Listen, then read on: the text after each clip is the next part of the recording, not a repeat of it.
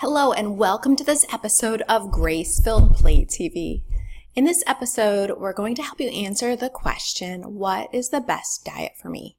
Because let's be honest, we are swimming in a sea of conflicting diet information, all from incredible sources that are reliable, and yet they're saying the exact opposite things.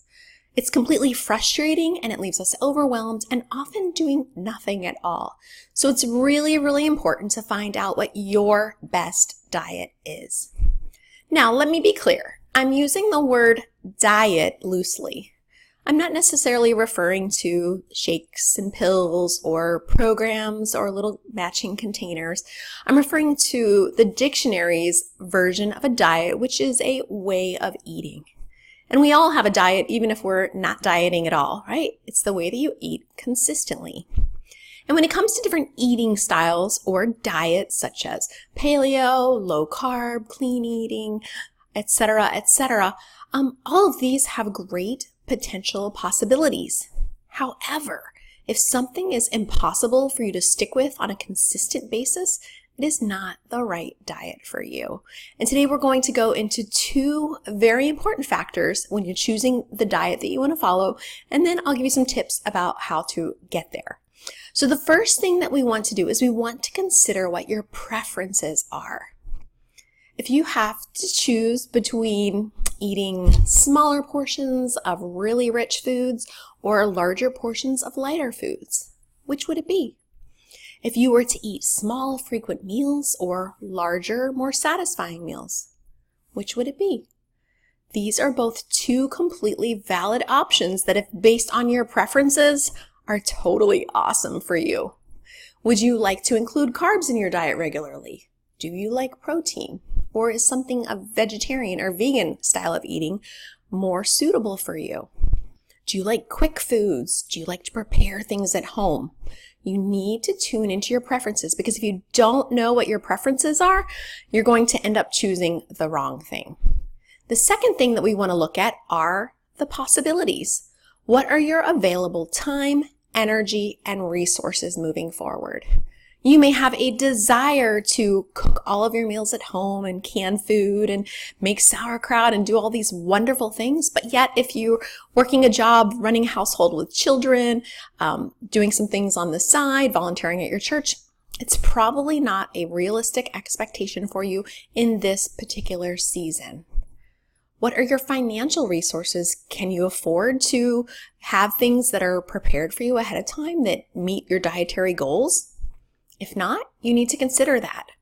It doesn't mean that it'll be this way forever, but unless you take an honest assessment of where you are, you're going to end up super frustrated and committing to something that is virtually impossible for you.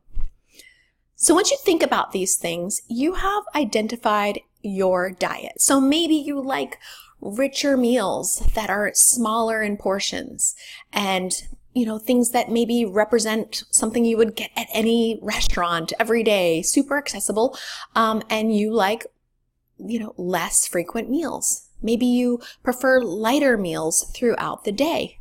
Put the pieces and the parts together and construct what is doable for you and what you can consistently follow for the rest of your life. That's super, super important. Then I want you to see this end result as the 80% that you're aiming for. So let's say you've decided that you like to eat mostly clean foods, meaning not really processed foods, in moderate meals throughout the day. You don't want to have too many sweets and treats and things like that. Well, this is going to be your 80%. You still need to make an allowance for life that happens. Maybe you decide that you'd like to listen to your hunger and fullness signals and not be dictated by any sort of eating schedule. Great, that's your 80%. We cannot expect to do any one thing perfectly, and giving yourself permission to do so is going to exponentially increase your rates of success.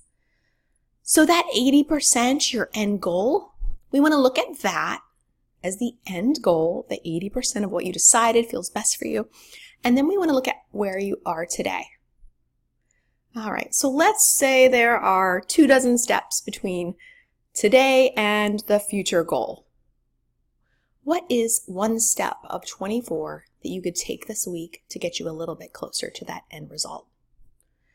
Focus your energy there, and this is the exact pattern that you'll take to reaching your ideal diet and dietary success.